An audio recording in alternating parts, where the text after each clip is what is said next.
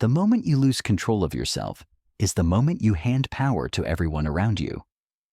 Your boss knows exactly which buttons to push to make you defensive. Your ex can send one text and ruin your entire week. A single criticism online can spiral you into hours of rage, scrolling, and self-doubt. You think you're strong, but the truth is, you're being controlled by forces you don't even recognize. Niccolò Machiavelli understood something that modern self-help gurus completely miss.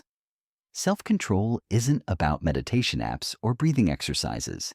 It's not about willpower or positive thinking. It's about psychological warfare.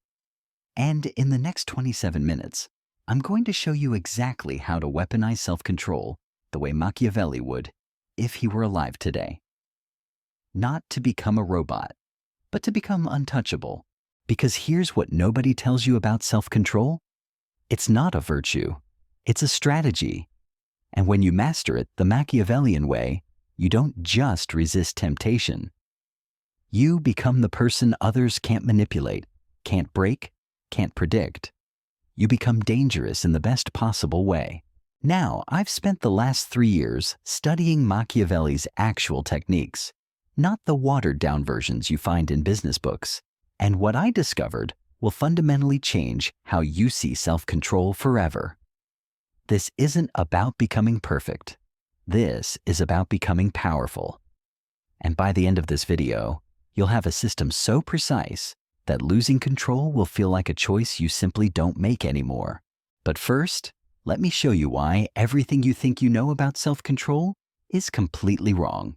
Most people believe self-control means suppressing their emotions, gritting their teeth through discomfort, and forcing themselves to do things they don't want to do.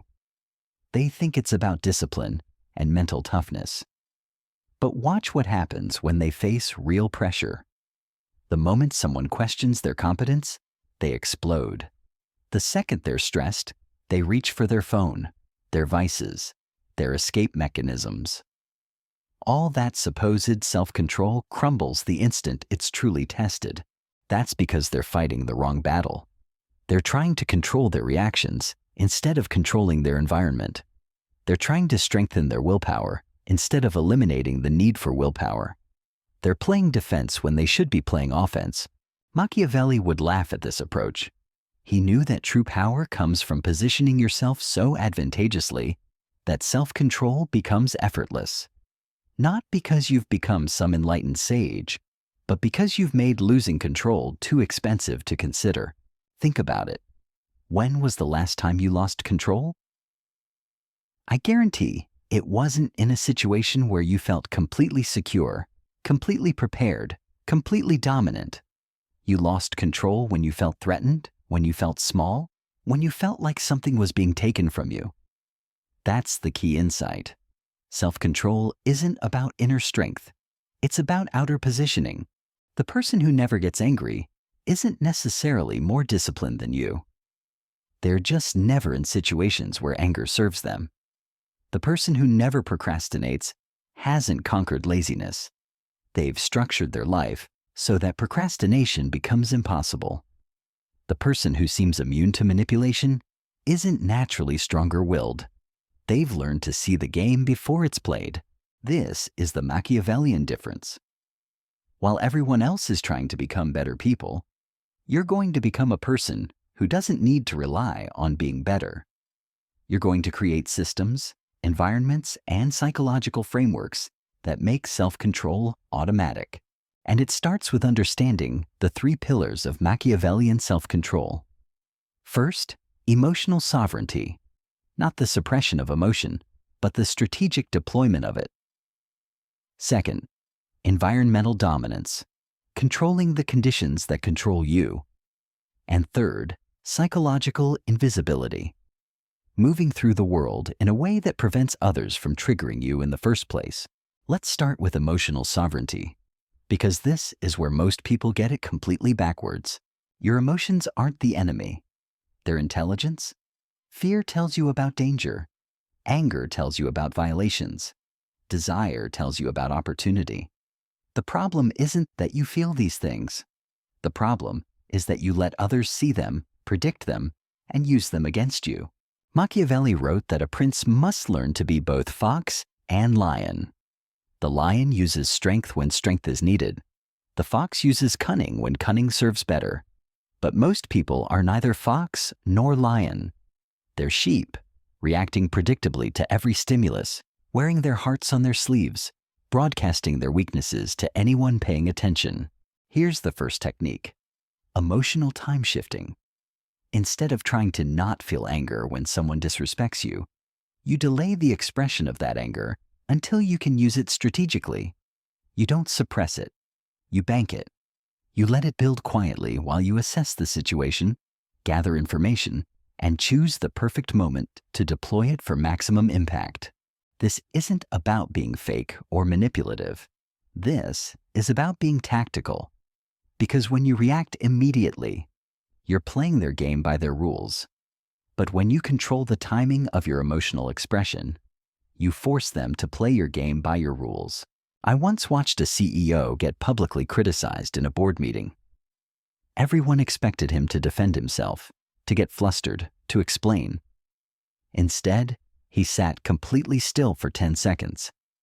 Then he said quietly, "That's an interesting perspective.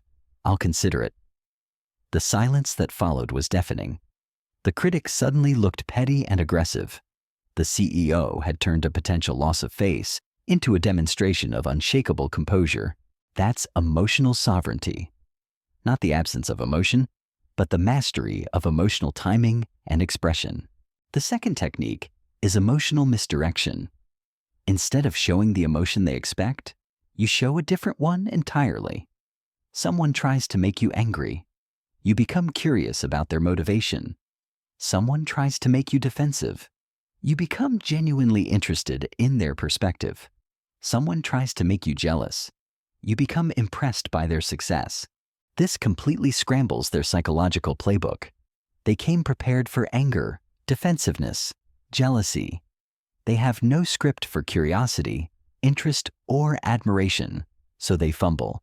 They overplay their hand. They reveal more than they intended, and you gain the upper hand without raising your voice or losing your composure. But emotional sovereignty is just the beginning.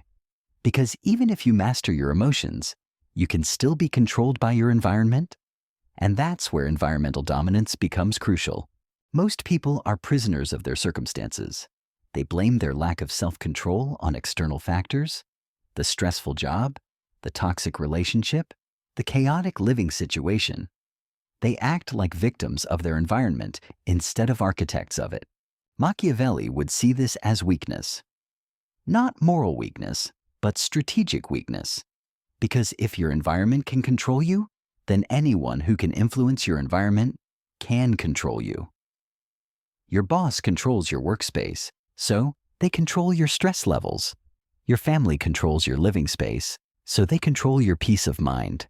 Your social circle controls your social environment, so they control your self-image. The solution isn't to become stronger.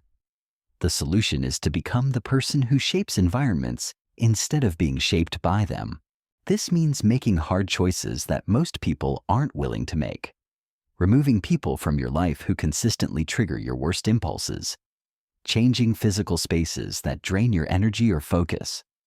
Altering routines that set you up for failure. Creating buffers between yourself and the chaos of the world. But here's where it gets really interesting. Environmental dominance isn't just about removing negative influences. It's about strategically placing positive ones. It's about designing your environment so that self-control becomes the path of least resistance. If you want to eat better, you don't rely on willpower to resist junk food. You remove junk food from your environment and stock it with healthy options. If you want to be more productive, you don't fight distraction with discipline. You create physical spaces where distraction becomes impossible and focus becomes automatic. The most self-controlled people you know aren't relying on superhuman willpower. They've engineered their lives so that their desired behaviors are easier than their undesired ones. They've made self-control effortless by making loss of control inconvenient. And that brings us to the third pillar, which might be the most powerful of all. Psychological invisibility. The most dangerous person in any room isn't the loudest or the most aggressive. It's the one nobody can read, the one whose triggers remain hidden, the one who moves through conflict without revealing their hand. This is psychological invisibility, and it's your ultimate defense against manipulation. Think about the last time someone successfully pushed your buttons. They knew exactly what to say, exactly when to say it, exactly how to deliver it for maximum impact. But how did they know? Because you taught them. Through your reactions, your patterns, your tells. Every time you lose control, you're giving away intelligence about yourself. You're showing them your weaknesses, your fears, your pressure points. Machiavelli understood that information is power, and the most valuable information you possess is information about yourself. Your triggers, your desires, your fears, your breaking points. The moment you reveal these, you hand your enemies the weapons they need to defeat you. So psychological invisibility isn't about being mysterious for the sake of being mysterious. It's about protecting your psychological profile from those who would use it against you.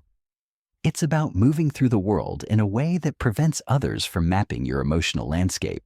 Here's how you build it. First, you never react in real time to provocations. When someone says something designed to trigger you, you pause, you breathe, you create space between stimulus and response, not because you're practicing mindfulness, but because you're refusing to give them the reaction they're fishing for.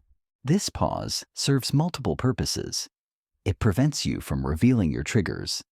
It forces them to escalate if they want a reaction, which makes them look unstable. And it gives you time to choose a response that serves your interests rather than satisfying their curiosity about your psychology. Second, you vary your responses to similar provocations. If someone insults your work and you always defend it, you've shown them that professional criticism is a reliable trigger. But if sometimes you ignore it, sometimes you laugh, sometimes you ask questions, and sometimes you agree with parts of it, you become unpredictable. They can no longer count on getting a specific reaction from you. This unpredictability is your shield. When people can't predict your responses, they can't plan attacks against you. They can't manipulate you because they don't know which buttons will produce which results. Third, you project false triggers to misdirect potential manipulators. You act slightly defensive about things that don't actually bother you, while remaining completely calm about things that do. This creates a decoy psychological profile that protects your real vulnerabilities while giving others false confidence in their ability to manipulate you. When they attack your decoy triggers and get the reaction they expect, they think they understand you. But they're attacking shadows while your real self remains protected. But psychological invisibility goes deeper than just hiding your triggers. It's about fundamentally changing how you show up in the world. Most people broadcast their internal state constantly.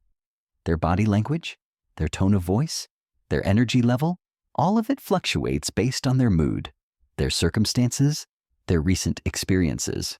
This makes them readable, predictable, controllable. The psychologically invisible person maintains consistent external presentation, regardless of internal weather. They don't let others know when they're tired, stressed, excited, or upset, unless revealing that information serves their purposes. This isn't about being emotionally dead. It's about being emotionally strategic. Your emotions become private intelligence that you use to make better decisions, rather than public broadcasts that others use to manipulate you. Now, here's where these three pillars come together to create something extraordinary. When you combine emotional sovereignty, environmental dominance, and psychological invisibility, you don't just gain self-control. You gain what Machiavelli would call invulnerability. Not physical invulnerability, but psychological invulnerability. The inability to be shaken, rattled, or thrown off course by external forces. This doesn't make you cold or robotic. It makes you steady, reliable, dangerous in the way that an iceberg is dangerous. with most of your power hidden beneath the surface. But there's one final element that transforms this from mere self-control into what I call tactical dominance. And that's the ability to use other people's lack of self-control against them. See, while you're building these systems and developing these capabilities, everyone around you is still operating from the old playbook. They're still reactive, still predictable, still broadcasting their psychological profiles for anyone smart enough to read them. This creates enormous advantages for you. In negotiations, you can wait for them to reveal their desperation, their deadlines, their real bottom line. In conflicts, you can let them escalate and lose credibility while you remain calm and reasonable. In relationships, you can observe their patterns and needs without revealing your own. You become like a poker player who can see everyone else's cards while keeping your own hidden. Not through any special ability, but through the systematic applications of these principles. The person with superior self-control doesn't just avoid making mistakes. They position themselves to benefit from other people's mistakes. They become the stable point around which chaos revolves. They become the person others look to for guidance when everything else is falling apart. This is the true power of Machiavellian self-control. It's not just personal mastery. It's positional advantage. It's the ability to remain centered while everyone else is spinning out of control. And in a world where most people are barely hanging on to their composure, this kind of stability becomes incredibly valuable. But mastering these principles requires more than just understanding them intellectually. It requires practice, implementation, and systematic development. And that's what we're going to cover in the final section. The transformation begins now. Not next week, not when you feel ready, but in this moment. Because self-control isn't a destination you arrive at through months of practice. It's a decision you make in real time, situation by situation, breath by breath. Here's your implementation system. 3 daily practices that will rewire your relationship with control forever. First, the morning positioning ritual. Before you check your phone, before you interact with another human being, you spend 5 minutes planning your psychological stance for the day. Not your schedule, not your goals, but your internal positioning. How will you respond to criticism today? What will you do if someone tries to provoke you? How will you maintain composure if things don't go according to plan? This isn't positive thinking. This is strategic preparation. You're not hoping for the best. You're preparing for psychological warfare. Because the moment you step into the world unprepared, you're already at a disadvantage. Second, the midday recalibration pause. Somewhere around noon, regardless of what you're doing, you stop and assess. Have you revealed any triggers? Have you reacted predictably? Have you let your environment control your state? This isn't self-judgment. This is intelligence gathering. You're studying your own patterns so you can improve them. If you've slipped, you don't spiral into self-criticism. You simply adjust. You tighten your psychological defenses. You remind yourself of your positioning. You get back to playing chess while everyone else plays checkers. Third, the evening intelligence review. Before sleep, you replay the day's interactions. Not to ruminate, but to extract lessons. When did you feel most in control? When did you feel most vulnerable? What information did you give away? What did you learn about others' psychological profiles? This daily practice turns every interaction into education. Every challenge becomes training. Every attempt to manipulate you becomes intelligence about your manipulator's methods and weaknesses. But implementation isn't just about daily practices. It's about recognizing the moments when these principles matter most. The moments when old patterns want to resurface. The moments when your conditioning tries to override your strategy. Someone insults your work. Your old pattern says, defend, explain, justify. Your new pattern says pause, assess, respond strategically. Maybe you ignore it completely. Maybe you thank them for their perspective. Maybe you use their criticism to make them reveal more about their motivations. Your partner starts an emotional argument. Your old pattern says, match their energy, get pulled into the drama, try to win through volume. Your new pattern says, remain calm. Let them exhaust themselves, address the real issue when the storm passes. A colleague tries to undermine you in a meeting. Your old pattern says, fight back immediately. Prove your competence. Show everyone you won't be pushed around. Your new pattern says, let them overplay their hand. Take notes. Respond with facts when they're finished making themselves look desperate. Each of these moments is a test, not of your character, but of your strategy. And every time you pass the test, you build something that can never be taken away from you. Reputation. Not for being nice, but for being unshakable. People start whispering about you differently. He never loses his cool. She's impossible to rattle. They don't know what he's thinking. You can't get a reaction out of her. These aren't just observations. They're warnings that others give each other. Warnings about someone who's learned to play a different game entirely. And here's what happens next. Opportunities start flowing towards stability. Responsibilities get handed to people who can handle pressure. Leadership positions open up for those who don't crumble under scrutiny.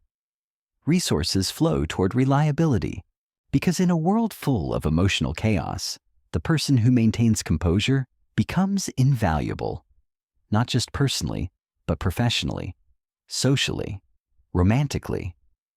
Every area of life improves when you're no longer a slave to your immediate reactions. But this isn't the end of the journey. This is the beginning of a different kind of existence. An existence where you're no longer bounced around by circumstances, manipulated by others, or controlled by your own impulses. An existence where you move through the world with intention, purpose, and unshakable inner authority. Machiavelli wrote for princes because he understood that some people are meant to rule, while others are meant to be ruled, not through birthright or luck, but through the systematic development of capabilities that most people never even attempt to build. You now have those capabilities, not in theory, but in practice, not as concepts, but as tools. The question isn't whether you can master self-control. The question is whether you will, because everything changes from here. Your relationships become more honest because people can't manipulate you into saying things you don't mean. Your career accelerates because you can navigate office politics without getting drawn into drama. Your personal goals become achievable because you're no longer sabotaging yourself through impulsive decisions.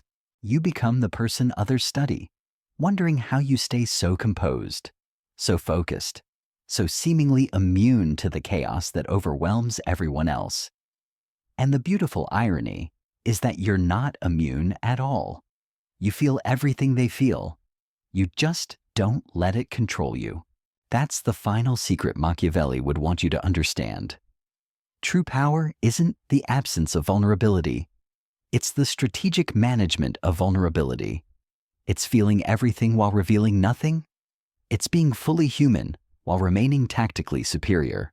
You're not becoming a machine. You're becoming a master. And mastery, once achieved, transforms everything it touches. Your self-control becomes their stability. Your composure becomes their confidence. Your strength becomes their security. This is how you change the world, not through grand gestures or public declarations, but through the quiet mastery of yourself. One moment at a time, one choice at a time, one victory over your lesser impulses at a time. The moment you lose control of yourself is the moment you hand power to everyone around you. But the moment you master control of yourself is the moment you become untouchable, unbreakable, undeniable. And that moment starts now.